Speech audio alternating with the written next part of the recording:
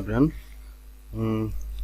আজকে আমরা আমাদের HTML পার্ট 4 দেখব হচ্ছে HTML প্যারাগ্রাফস। তো গত পর্বে আমরা দেখেছিলাম HTML হেডিংস। তো HTML হেডিং প্যারাগ্রাফসটা খুবই ছোট, তো এটাও সেম। এর আগে আমি আপনাদের দেখিয়েছিলাম, হয়তো আপনাদের মনে আছে অথবা অনেকের মনে নেই। তো HTML প্যারাগ্রাফটা লেখার জন্য আপনার সাপোজ আমরা এখানে কিছু টেক্সট নিলাম, সাপোজ আমি লরম নিলাম 50 ক্যারেক্টার নিলাম, 50 ক্যারেক্টার নিলাম আর কি। তো নেওয়ার পর দেখেন এই জিনিসটা কেমন কেমন দেখাচ্ছে। ঠিক আছে, সাপোজ আমি আরেকটা নিলাম, সেম আরেকবার নিচ্ছি আর কি।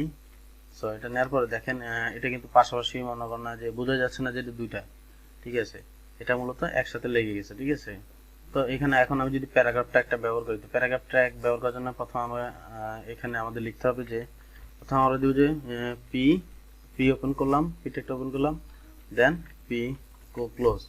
এটা হচ্ছে মূলত আমাদের প্যারাগ্রাফ ট্যাগ। দেখেন আমি যখন প্যারাগ্রাফ ট্যাগটা ব্যবহার করেছি, সে বাই ডিফল্ট একটা মার্জিন নিয়ে নিয়েছে। দেখেন টপ লেফট রাইট বটম সে একটা মার্জিন নিয়ে নিয়েছে। এটা হচ্ছে মূলত প্যারাগ্রাফের সুবিধা। আপনি যখন প্যারাগ্রাফ দিবেন তখন আমরা কিন্তু টেক্সট নেবেন, টেক্সট থেকে যখন প্যারাগ্রাফে পি ট্যাগে র্যাপ করবেন, এটা পি ট্যাগটা হচ্ছে প্যারাগ্রাফ, তখন সে একটা অ্যালাইনমেন্টে চলে আসবে। এটা হয় আপনার কন্টেন্ট মনে করেন না যে যে টেক্সটগুলো থাকবে তার সৌন্দর্য একটু বাড়িয়ে দিবে। সো আমরা এটাকে পি ট্যাগ নিয়ে নিলাম, পি ট্যাগ ক্লোজ করলাম,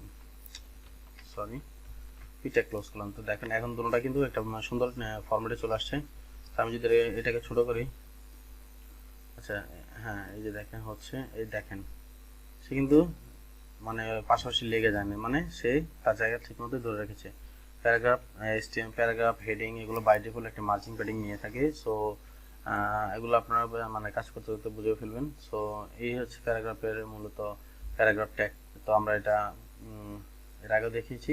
তো আশা করি কারো বুঝতে কোনো সমস্যা হবে না। সো এটা যখন আপনি পি ট্যাগ ব্যবহার করেন, আপনি একটু নিজে চেষ্টা করুন, তাহলে দেখবেন যে এটা বাই ডিফল্ট মার্জিন প্যাডিং নিয়ে নিবে অটো। ঠিক আছে, তো সবাই ভালো থাকবেন, ধন্যবাদ।